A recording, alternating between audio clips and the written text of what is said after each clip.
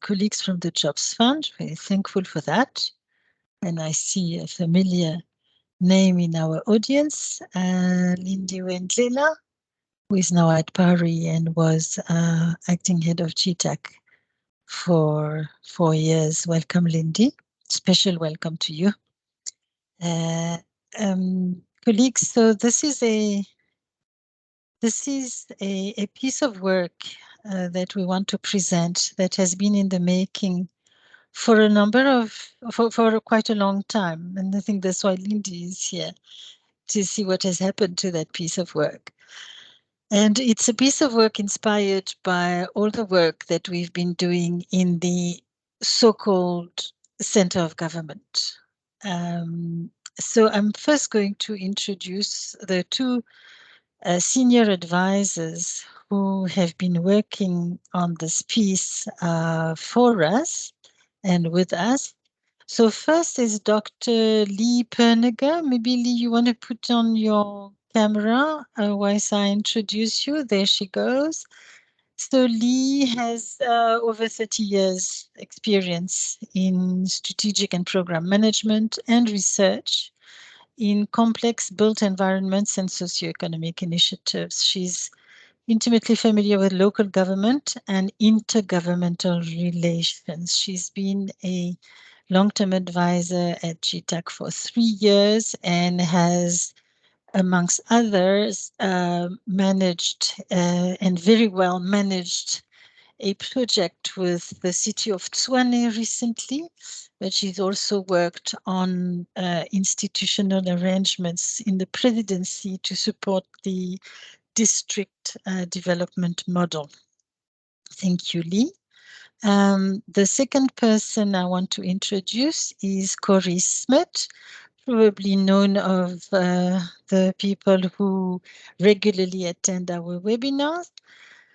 Corrie has been at GTAC for a number of years. He's led a range of projects that have reviewed operating service delivery models, developed business plans for public sector organizations. And he has been involved in the departments at the center of government, whether it is national or provincial, and has been very active in this review of the district development model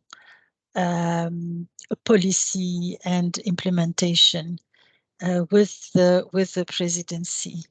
So these are the two sort of veterans that we have today presenting their findings on the center of government.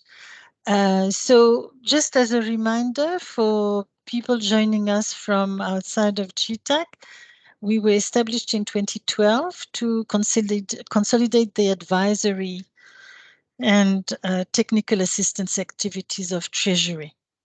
So our functions include the rendering of technical consulting services to the center of government departments. That is in our founding notice, our founding legislation. We also have a knowledge management function, meaning we need to remain up to date on trends, both locally and abroad, including on matters related to the role of the center of government. So over the last decade, GTAC has been involved in a variety of projects in service of center of government departments, which have assisted in developing our body of knowledge and our understanding. So this webinar aims to impart some of this knowledge, very topical knowledge, given the President's announcement that leading up to the next administration, work will be done to rationalize government departments, entities, and programs to ensure greater efficiency. So the question at the center of this webinar is, how efficient is the first of all, what is the center of government? And how efficient is the center of government itself? So I will now hand over to Corrie. I think we'll start with the presentation. Thank you, Corrie. Yeah, thanks. I'm going to put up the slides shortly.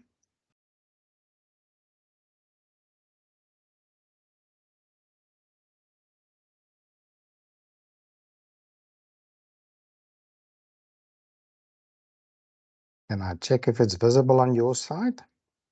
Yes. Okay, thank you very Thank you. much.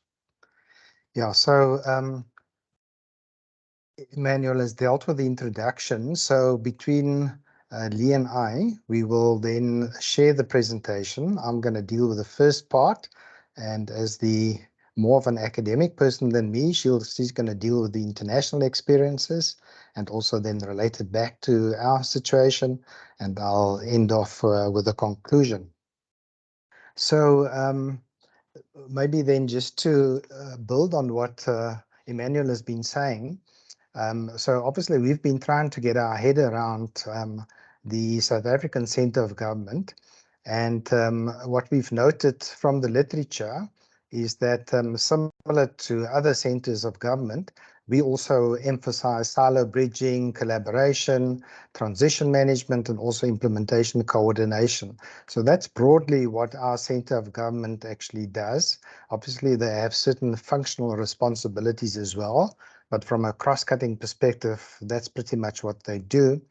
So it's useful to look at the international experiences, but we also have to remind ourselves that our situation is also quite unique. Every country obviously would have its own uniquenesses. So in our case, if we go back as far back as 1998, those of you who were still around at that time might remember that we had a Presidential Review Commission, and they brought out quite a big report, which they commented on the nature of government, and they essentially concluded that it's quite unwieldy. And they mentioned that we have a number of structural and functional defects in the machinery of government. And essentially, it's too fragmented, too many departments, some of them quite a narrow focus, many ministers, many private offices, DGs, support staff. And obviously, that then creates lots of problems in terms of coordination.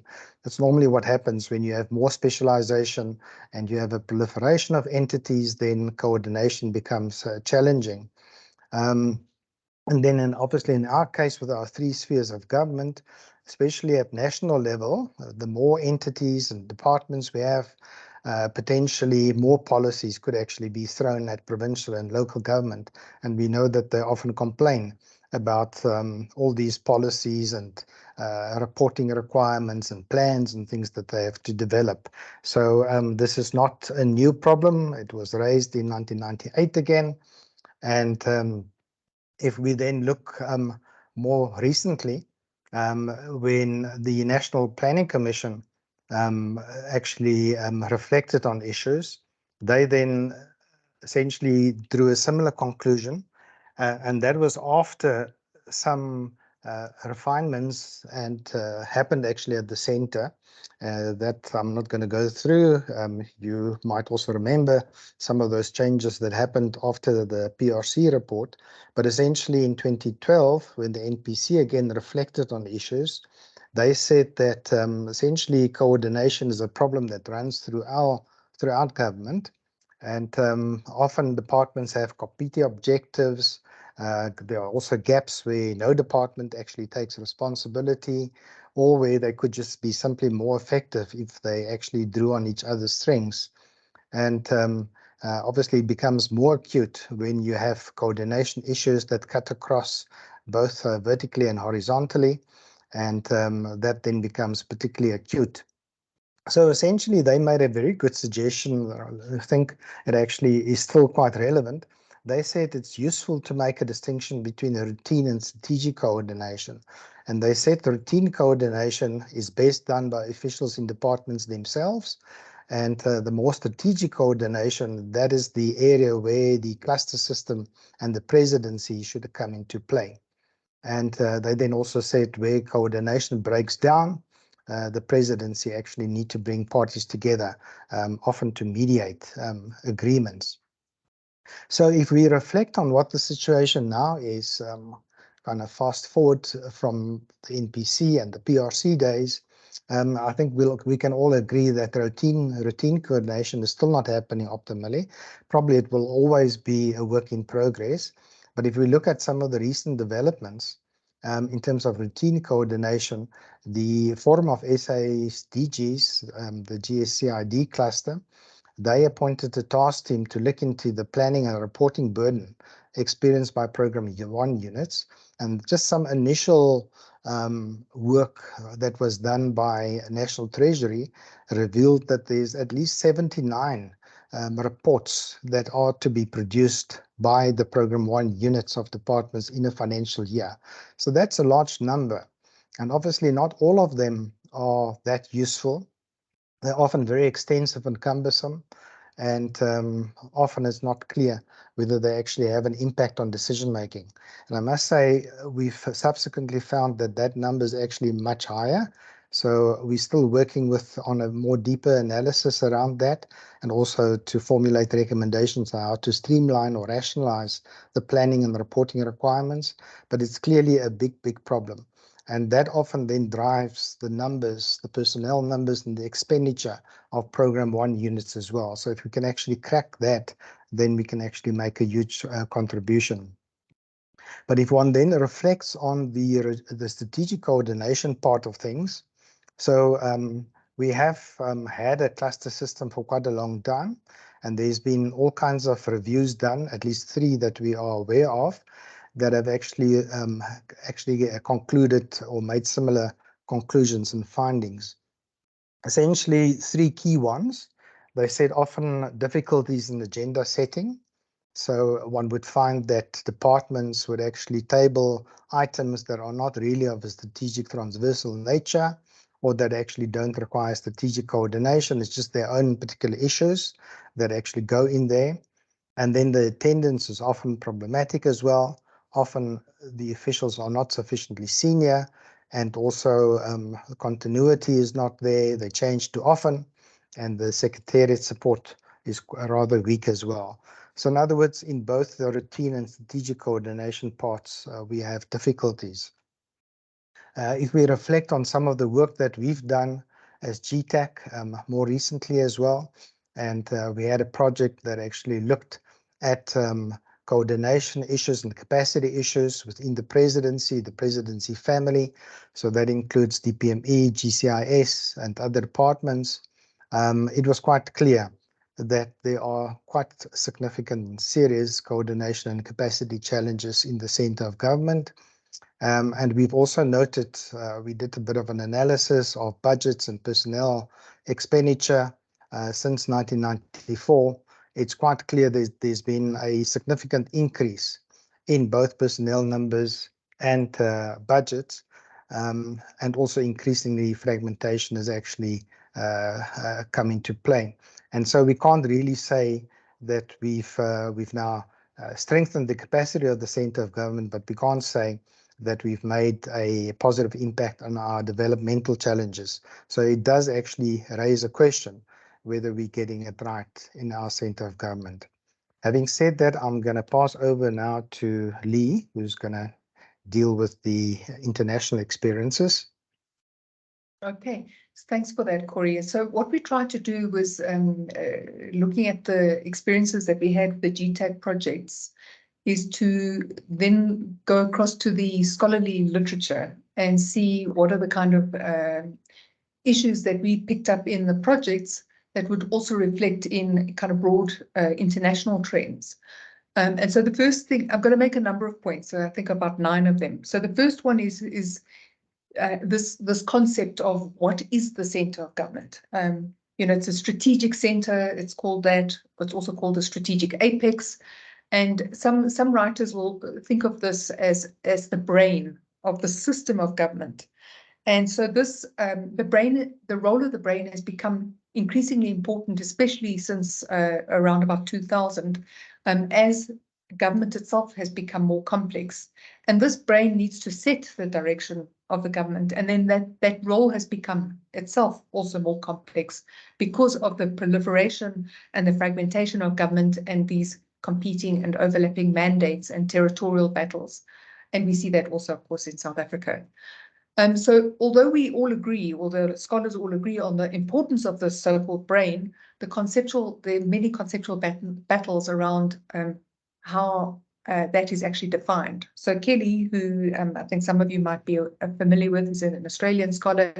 She states that the centre of government is formed by the intersection of the political, the policy, and the operational domains of government. And what she found is that in her study across a number of governments is that centre of governments is that these tend to be a loose conglomeration of agencies. Most are suffering institutional identity crisis, are mistaking power and muscle for strategy, are highly competitive, often causing more harm than good, and also undermine line agencies.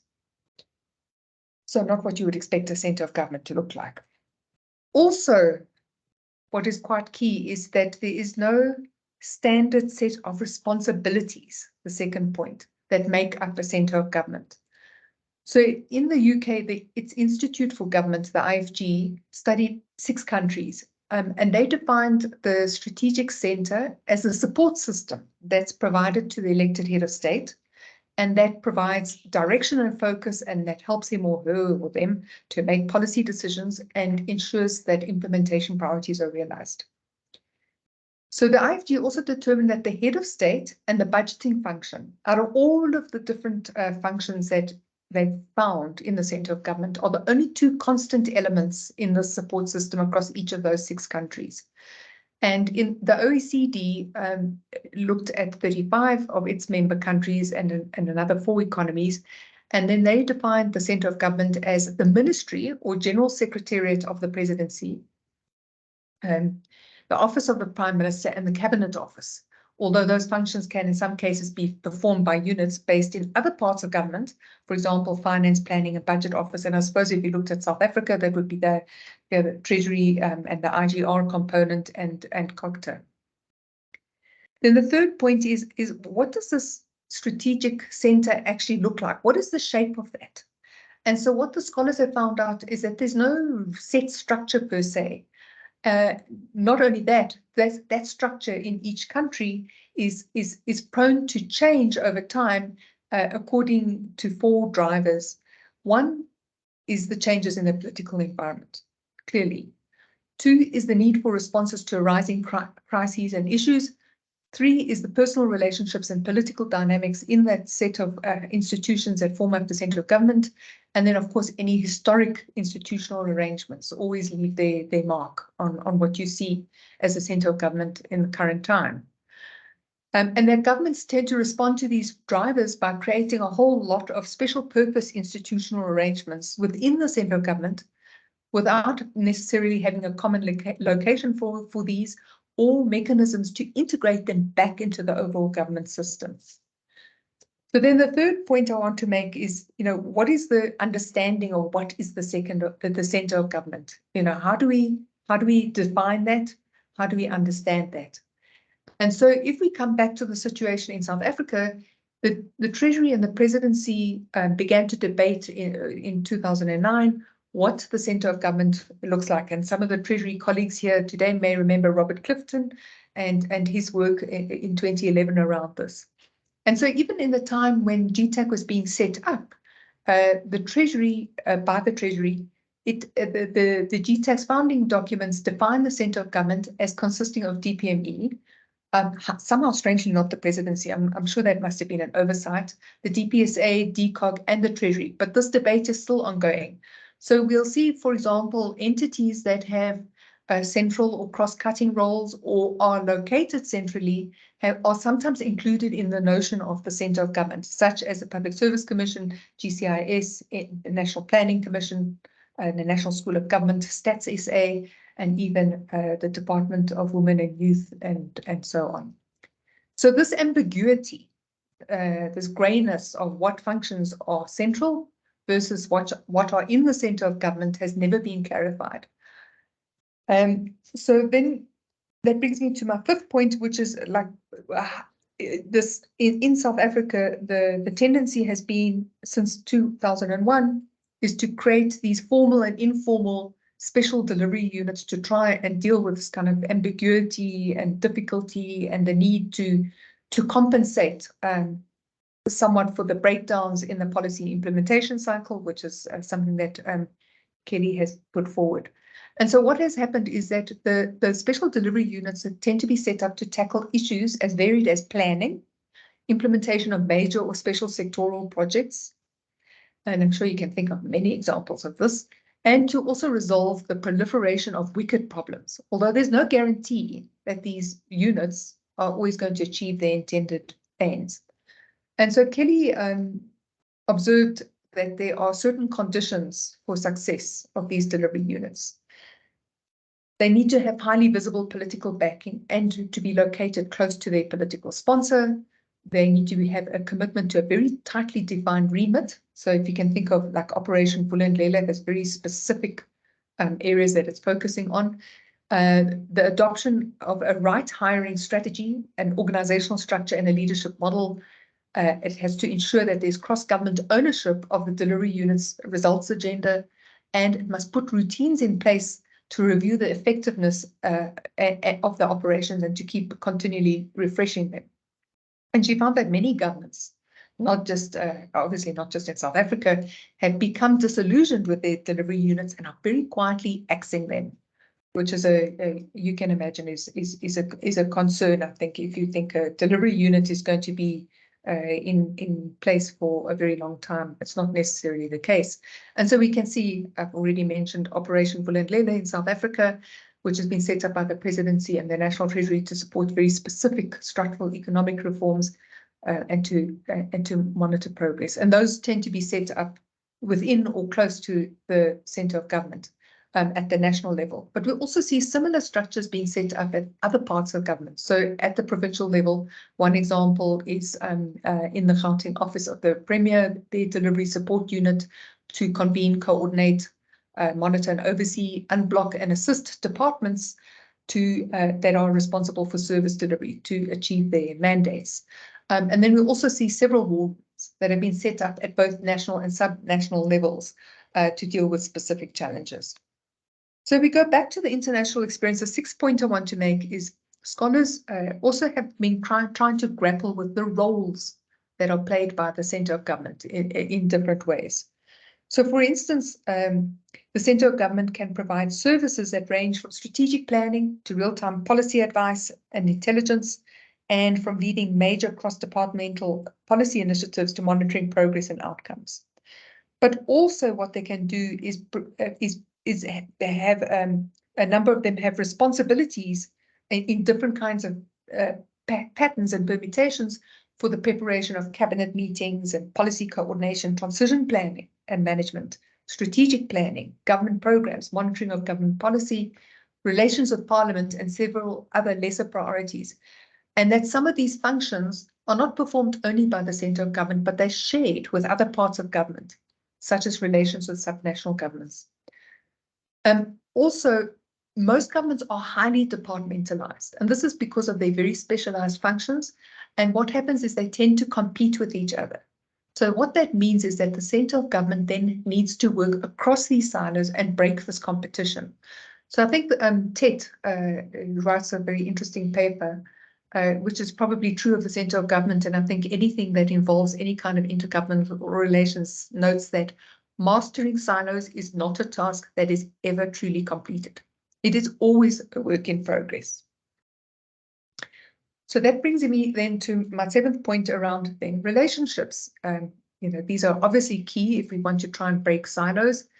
And so although we know that the center of government might be defined differently and have different roles in different jurisdictions, this thing around relationships and management of relationships is a constant. And these relationships within the center tend to be competitive, evolving, and often tense. So if you think that we are alone in having a kind of a fractious set of relationships in the center of government, we're absolutely not unique. And so this suggests that a need to clarify the basis of the relationship by making sure that these responsibilities and are divided and articulated very well as the mechanisms for coordination. And so the relationship between line and central agencies tends to be ill-defined and is often seen as obstructive. So you can imagine that also happening in South Africa. not only obstructive, but sometimes even damaging. And some of these tensions tend to be seeded in socio-cultural norms as much as they are in operational challenges. And so the relationships between these central agencies, the ministers and the ministerial offices, will also shape the operating style of central agencies. And their key questions include the perceptions of the employment relationship between the minister and the senior executive of the management service, and as well as the policy role of ministerial officers and the level of collegiality that's expected in cabinet. So it's not just about what you know, but who you know.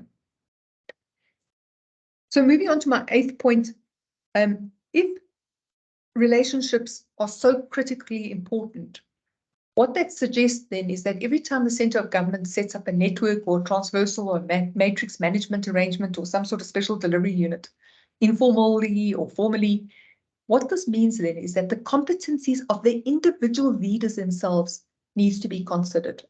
And this is often not actually factored in when these things have been set up. And these individuals need hard and soft skills related to policy advice, conflict resolution, relationship building, cross-boundary working ability, troubleshooting and problem solving of complex problems, and then also an ability to withstand extremely high pressure, much more so than encountered in other parts of government. So coming then to my last point, I think special consideration then also needs to be given to the balance between the political and administrative aspects of government. And this is a theme that also comes up a lot in the literature and is also pertinent to the South African case. And this is partly due to how the centre of government is set up, as it can sometimes be headed up by either a political appointee or government employee. So in OECD's research of their 35 member countries, they found that the split was roughly half-half. And so they found that the political appointee is able to play a critical role in linking the administration with the political structures, as you can imagine, whilst the administrative appointee is more likely to be able to navigate the bureaucratic structure effectively. And certainly in the literature, there's this tension between the responsiveness of the political component of a structure and the neutrality of the administrative component. So with that, I'm going to hand over back to Corrie for the conclusion. Yeah, thanks, Lee. So as you have already found through the earlier slides, is that there's a high level of similarity in the challenges that we face vis-a-vis the other countries that we've looked at. And obviously we had a particular focus on the OECD countries, and it's mostly because of the body of knowledge that is quite available and accessible. But we assume that probably would also apply to non-OECD, OECD countries, but we can't say that as a fact. But nevertheless, if we think through what the impact is of the centre of government, and coming back to that initial question that Emmanuel asked whether the centre of government is actually efficient itself, there's clearly a number of lessons that we can learn both from the international literature and our own experiences. So we've tried to synthesize these. The first point is that clearly one can increase the size of the centre of government, but you won't necessarily solve challenges for coordination. In fact, you might actually exacerbate that. So our conclusion is that the return on investment may be much higher if we actually put that investment to the hard and the soft skills of the centre of government leaders, as we've already highlighted. We also conclude that there is definitely merit in periodically taking stock of the functions and capabilities of the centre of government and looking at eliminating overlaps as well as filling gaps, because obviously these institutions evolve over time, and it often evolves without looking at the whole. So at least one should pause from time to time, look at the whole and see where the overlaps are, where the gaps are, and then do a bit of spring cleaning based on that. Second, last bullet there, clearly one needs to identify the roles and responsibilities of the centre of government, and you can't divorce that from the historical realities, as we've said, but also looking forward in terms of the challenges to be encountered. We often talk about the fourth industrial revolution. That is just one, but we also talk about the post-COVID world. And those are the kinds of things that we need to look forward to in structuring the center of government. Unfortunately, there's no blueprint. And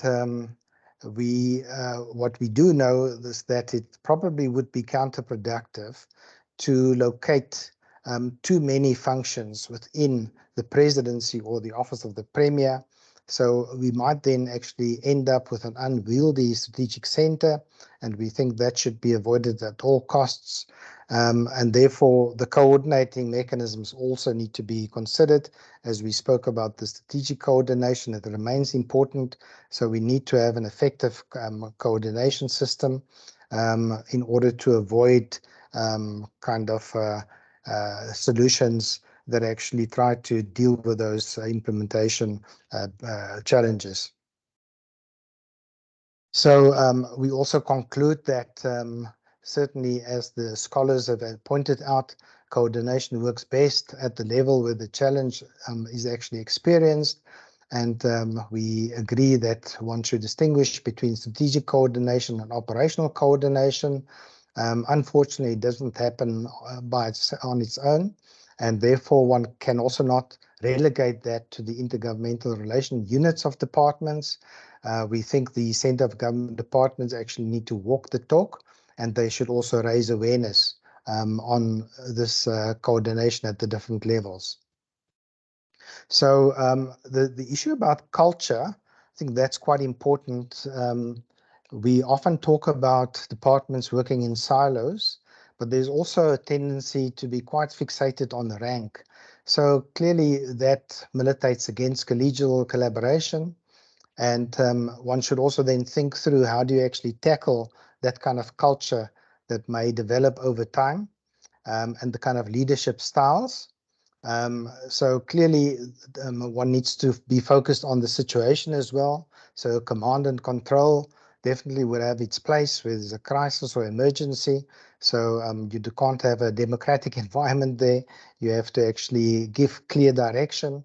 But then more generally, a more collaborative style would be more productive, where there's collegiality. So that's generally more effective when one deals with across the departmental or normal kind of high priority initiatives. So that speaks a lot about our styles and how we engage with colleagues. So coming back to the political administrative interface, clearly one can't say the one or the other should be selected. They are mutually reinforcing and interdependent. And what probably would be most productive is to have an understanding and appreciation of those roles. Both of them are absolutely essential, and it's also key to the professionalization of the public service. So there's a whole initiative underway there, and hopefully we can also make use of that initiative to look at that political administrative interface and to ensure that that's as productive as it can be. And then lastly, networking and learning from colleagues, international counterparts on how we can increase our impact and reach. That will also be quite valuable. So maybe that's something that we can look at in the future. Lee spoke about Professor Joanne Kelly that paid us a visit from Australia some years ago. Maybe it's time that we invite again a few scholars to share their experience with us, although we have found that there are not that many scholars that actually write about this. So I think if we kind of agree that, listen, this is still a challenge within the center of government departments, maybe it could be high time that we look at some kind of a plan of action to deal with it. And maybe it could start by having open and honest discussions of the challenges and opportunities in order to increase our impact. So I think it would be useful to get colleagues to reflect on these challenges and opportunities from your own experiences, your own ideas, perhaps of the kind of solutions that can be introduced. So we are looking forward to your inputs. Thank you very much. Thank you, Corrie and Lee. Thank you very much. I would just like to see if we have colleagues from GTAC or the presidency, DPME, and all sister departments in the room. We have invited a number of colleagues from those departments. If I don't see hands, it's probably not the case. Before I open the floor for questions, maybe we could ask if PARI, who is Public Affairs Research Institute, represented here, if it's an area of interest and if there is current research, and maybe we can look at collaborating with PARI on these kinds of issues. Otherwise, so I'll give the floor to Lindy Wen, Lena, and I don't know if someone else is here from PARI.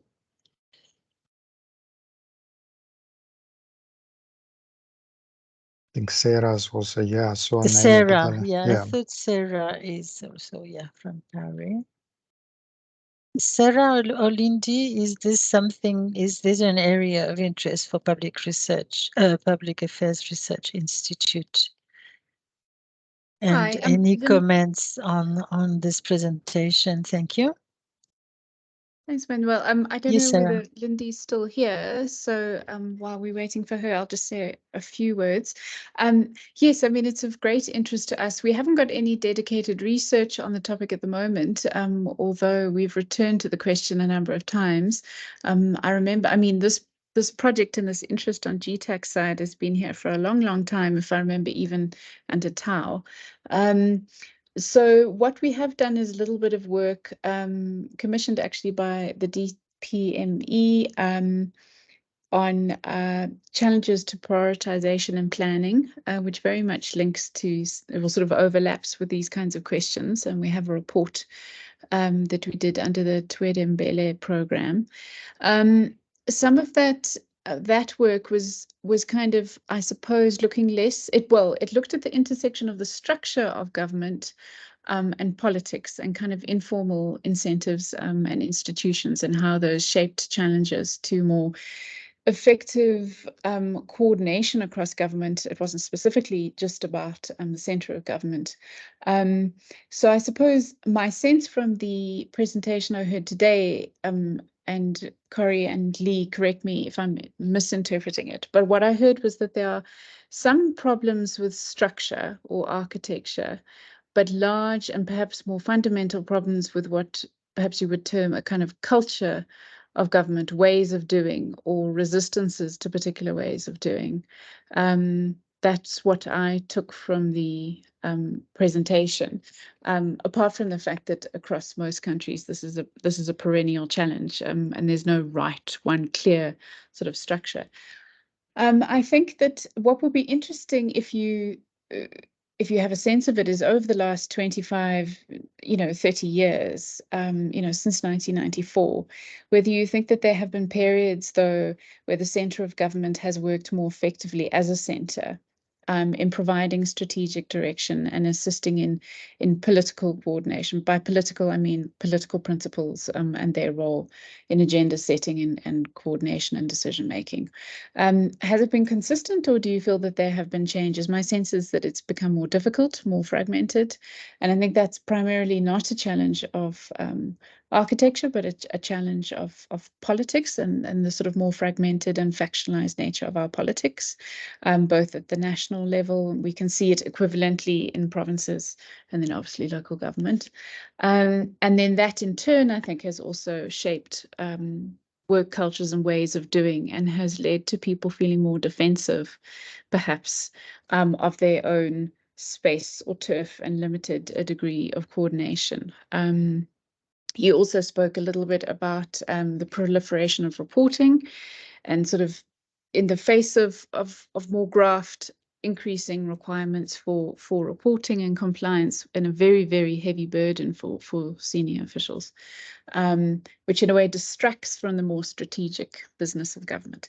Anyway, I found it a very interesting presentation. I want to think about it more concretely in relation to some of the work we've done on planning and also on the politics of government. But yeah, I'd love to stay in contact with the work and further conversations. Yeah, we will certainly do that, Sarah. Thank you very, very much. I see Lindy wants to come in. Hello, Lindy. Yeah, no. It's a bit of a hangover, Emmanuel.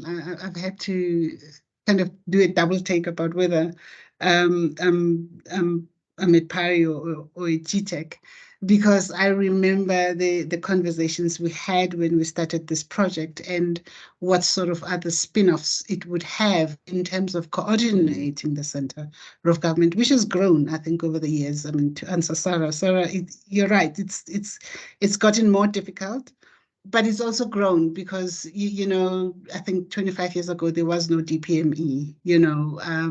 So one of the things that we kind of thought this body of work would start doing would be to start that conversation around coordination. And we officially wanted to use GTAC, Emmanuel, Corrie, and Lee, if you remember, as that platform where that coordination conversation could start, because then you'd have the directors general of the center of government kind of sitting on the, is it the board of GTAC? Please remind me. I'm losing my It's the GTAC EXCO of now. GTAC.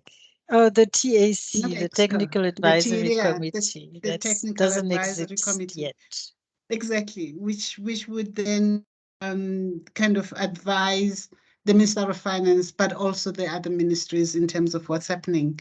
And through the work that GTAC would be doing, because GTAC works mainly in the center of government, there would be that sort of cross pollination and influence of the work that comes out, because the other departments in the center of government would be able to see what's coming out and how that space is impacted.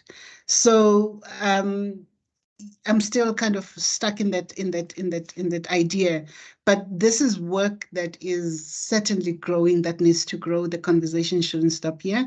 And speaking also on PARI, just to reiterate what Sarah is saying, that this is the kind of work that we would like to stay close to, because it speaks to a number of areas in which we work. Corrie, you mentioned things like the professionalization of the public service in terms of dealing with that political administrative intersection or interface. And there's many others that could benefit from a center that holds, because at the moment it's not holding. Thanks. Thank you, Lindy. Lindy Way. Do we have any questions from the floor or comments? Corrie? Yeah, so I was just thinking to respond to what the question that Sarah posed, and that is whether there was a time in our evolution post 94 when you know, things were coordinated and led perhaps a bit better at the center of government. So I remember when we had done some work with the presidency, DPME and GCIS, and we spoke to quite a number of people, especially those with institutional memory. They kind of reflected back on the time when PCAS was in existence, the Policy Coordination Advisory Service, that was led by Mr. Joel Nechetenze at that time. So colleagues might remember that he kind of had multiple hats that he wore at that time. So he was not only heading up PCAS, but he was also a CEO of GCIS at that time. So he was able to hold together the policy direction issues and also the communications issues, but also the Cabinet Office in terms of providing direction in terms of issues that would go to Cabinet. So kind of three roles that came together in one person. So it kind of reinforces the point that leadership and culture plays a very important role, and I think Sarah's spot on to say that it perhaps has less to do with the architecture and more to do with the interpersonal styles and the teamwork that kind of characterize particular individuals that occupy key positions. But yeah, it's probably not the one or the other, probably a combination of those things. But fact of the matter is, Lindy, as you have also said, we've had a number of new institutions that were set up post that period, including DPME. And we do find within the centre of government, there's kind of more competition now, and collaboration is not always the way that it should be, and perhaps still requires some work there. Thanks. Thank you, Corrie. We certainly are seeing even more proliferation of functions in the presidency right now. Is that, according to you, this phenomenon of delivery units and war rooms and dedicating a number of individuals to a delivery issue? How do you see that development, that most recent development? The question is open to anyone, but it could be Corrie, Lee, or anyone else. What do you think of the proliferation of functions? I see a recent proliferation of functions in the presidency. You've mentioned Operation Vulindlela, but now we have infrastructure, we have electricity. So is this ballooning of functions in the presidency not a symptom of what we have described today? Lee? More experience in this than I have, but I think what we're seeing in some of the projects is that if a piece of government is not working, there's a tendency then to go and create another piece in order to deal with the stuff that piece should have been dealing with. But that's not to undermine the role of special delivery vehicles. They certainly are needed in some cases. So Corrie, maybe you would like to add here. Yeah, it is a difficult thing, but I agree with you, Lee. I think it's often a bit of a knee-jerk reaction to deal with failures on the delivery side, where particular implementation agents are not quite doing doing what they should be doing. So we have to ask ourselves the question whether accountability is properly vested in the organization. We've had lots of things, outcomes-based planning, delivery agreements, performance agreements. We've got delivery focus within the DPME as well, the MTSF and so on, but we still seem to battle in terms of making things work. And I think one has to ask yourself the question whether one has the right capacity, the right systems process, the right kind of human material in those organizations, and whether people are being held to account. So I think we need to be careful, especially with the growing kind of strain on the fiscus, that we simply can't continue ballooning government and the center of government in particular. We need to get some of the basics right. So maybe that's something that we need to refocus on in the next administration. Right. Thanks, Corrie. I'll just take another round of questions if there are any. And otherwise, I think we can close the session for today. I see Lindy. Yeah, thanks, Emmanuel. Look, we've expressed interest in following this work, but I haven't asked whether GTAC wants to continue with this work and just to try and see, or at least follow the impact that this continued proliferation of delivery unit, whether it helps or doesn't help, and to show the importance of a center that needs to holding and bring about efficiencies in government. And yeah, so is there interest, is the appetite in GTAC to continue this kind of it, because it's really, really important. We've just had a Minister of Electricity very new ministry being appointed in the presidency now, and we know it's going to cost us a lot of money, or it's going to cost the fiscus some money at least. And that's less money for diverting to service delivery. So, and again, I'm asking this deliberately because the technical consulting services in GTAC is really kind of responsive to requests for assistance, and to be work that is funded to continue, so that these sorts of insights that come out of that work can be shared broadly with the center of government, especially with the presidency. Thank you. I will try and answer that question, but let me take Sarah first. Thanks, Manuel. It's just a suggestion to Lee and Corrie, if you are, continuing, if this is one leg of a bigger project related to Lindiwe's question. You spoke about the importance of networking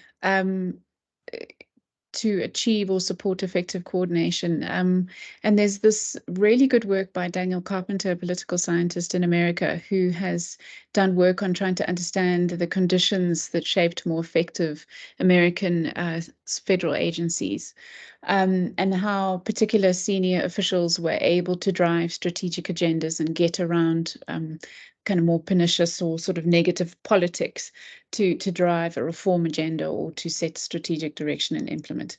And one of the things that he focuses on is networking, and the fundamental component of a professionalized bureaucracy is networks and ties of professional networks and communities of practice, and often even ties of affection. And if I think about some of the glue that held or supported a lot of the very heavy policy lifting and agenda setting and strategic thinking in the late 1990s and early 2000s, a lot of those networks and their commitment to a particular shared vision around the new South Africa, for example, and all that went with it, was supported by, for example, networks and communities of practice forged in the struggle. So the UDF, for example. If you think about some of the work on the Indian bureaucracy, they talk about the importance of particular training institutions. In France, they also talk about these elite training institutions. So in other words, that ability to network is not so much, it's partly a skill, but it's also that actually you must have that network, so that you can phone somebody in another department who perhaps you shared training with, or you shared some other kind of experience with, or whatever. Those communities of practice that reach across departmental silos and connect people, and also that support trust among senior officials to work on a collective agenda. It seems to me that thinking about those aspects and reading more of that literature, especially in relation to the importance of the professionalization agenda and this new professionalization framework that's come up. So thinking about networking is something that's actually supported by particular institutions, and how we can build those institutions. Thanks. Thanks, Sarah. This is definitely something we would like to look at. Just to answer Lindiwe's question, my unit in GTAC in particular does work quite a bit with the presidency, DPME, NPC, and all its components.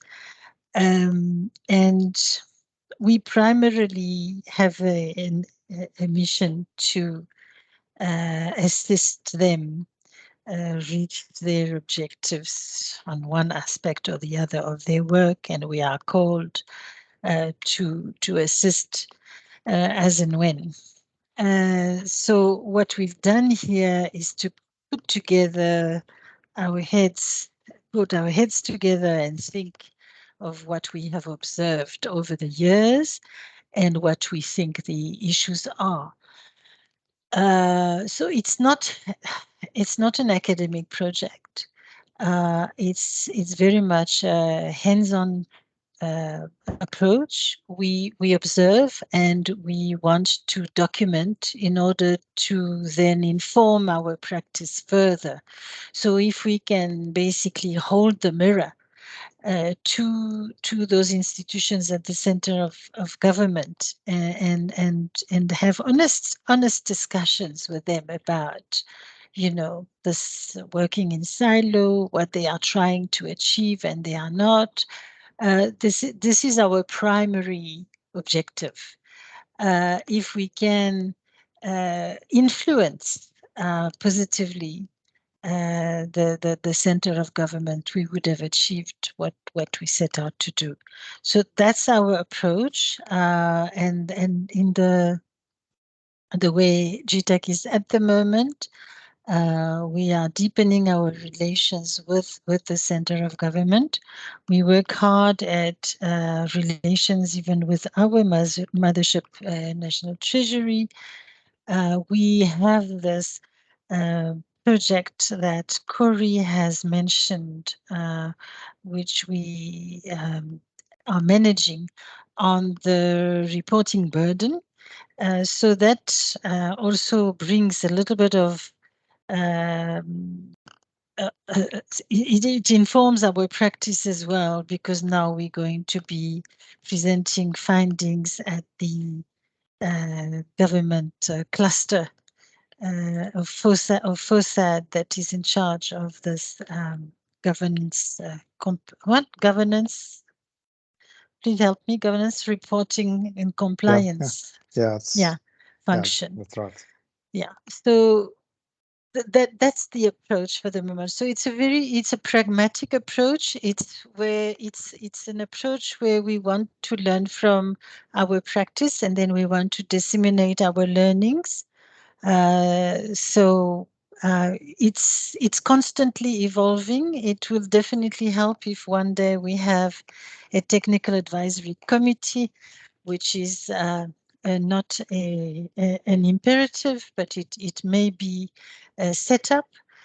We would then have a number of DDGs from Treasury, from DPME, Presidency, DCOG, and I believe DPSA. It's left at the discretion of our executive authority, who's the Minister of Finance. So we are working on that. It would definitely help to have that kind of a board, like you said, Lindsay, although it's not a board, to be able to influence from the center. At the moment, our influence is a bit disparate, and yeah, it would help for us to have a much more coordinated approach to our advice to the center of government. On these words, I think we have reached the end of this webinar, unless there are any more questions. I don't see any other hands. I would like to thank, Lindy. It's a You go dialogue ahead. now, Emmanuel. Sorry? Yeah, now I'm talking, I'm saying it's a dialogue now. Now I'm talking about boards instead of technical advisory committees. Yeah, no, you've been My contaminated. language is about boards now. So, Emmanuel, I think just so that this work, and I know this work is going to continue to influence the kind of advice that you give various stakeholders in the center of government. I want to plant a seed and say, can we, because we are interested in this space as part of our interest in seeing government become more effective and efficient. It's not work that we are currently doing, as Sarah was saying, but I think it's work that we're interested in. So I would like to just invite you in GTAC to maybe that's kind of like keep our lines open about what's possible. Because if we can fix the center of government, can you imagine the And I think one of the things that Corrie was saying or Corrie or Lee was saying that work is never achieved. It's ongoing. It's always work in progress. If we can even partner in kind of like a project presents itself, we are very much interested in partnering with GTAC. So if we can just keep our lines open for now. Our lines are open, and we'll be working with PARI and any interested party. I think it's how do you say that? Kindred spirits. So we have a common interest in getting government, in building a capable state, basically, and a highly capable center of government. So I'd like to thank everybody for their attendance today and the interest in the question. And have a very good weekend, everyone. Thank you very much, and have a good weekend. Thank you, Corrie, and thank you, Lee, in particular. Thank you. Thank you. Bye-bye. Thank you very much. Thank